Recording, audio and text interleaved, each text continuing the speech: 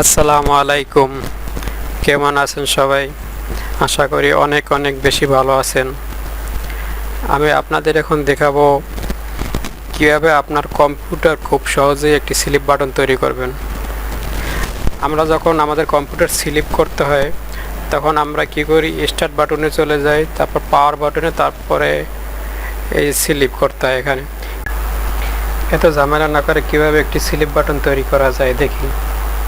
প্রথমে আপনি মাউসের রাইট বাটনে ক্লিক করবেন, তারপর চলে যাবেন নিউ, এরপরে শর্টকাট। এখানে আপনি যে লেখাটি বসাবেন, আমার ভিডিওর ডিসক্রিপশন বক্সে একটি লেখা পাবেন লিঙ্কের মতো, ওটা কপি করে এখানে পেস্ট করে দিবেন। পেস্ট করে দেওয়ার পরে নেক্সট দিবেন।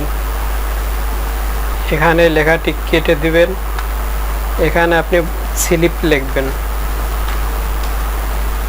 এরপরে ফিনিশ। এরপরে আপনি এই আইকনটি দেখতে পাবেন।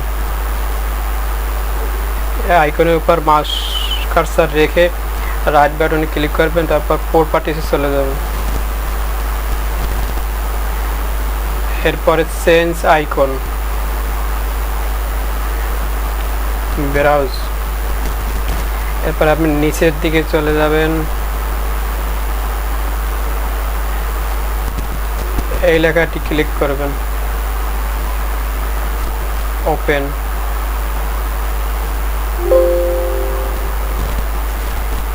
এখান থেকে আপনি যে কোনো আপনার পছন্দ অনুযায়ী একটা আইকন সিলেক্ট করবেন। আমি এই আইকনটা দিয়েছিলাম, এবারও এই আইকনটা দিলাম, পরে অ্যাপ্লাই, ওকে। এই যে দেখুন, এভাবে আপনার একটি বাটন তৈরি হয়ে যাবে। আপনি এখানে ক্লিক করলে এখন আপনার কম্পিউটার স্লিপ হয়ে যাবে। ভিডিওটি শেষ পর্যন্ত দেখার জন্য আপনাকে অনেক অনেক ধন্যবাদ।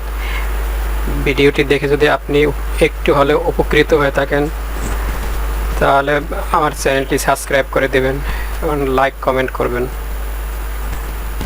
আল্লাহ হাফেজ।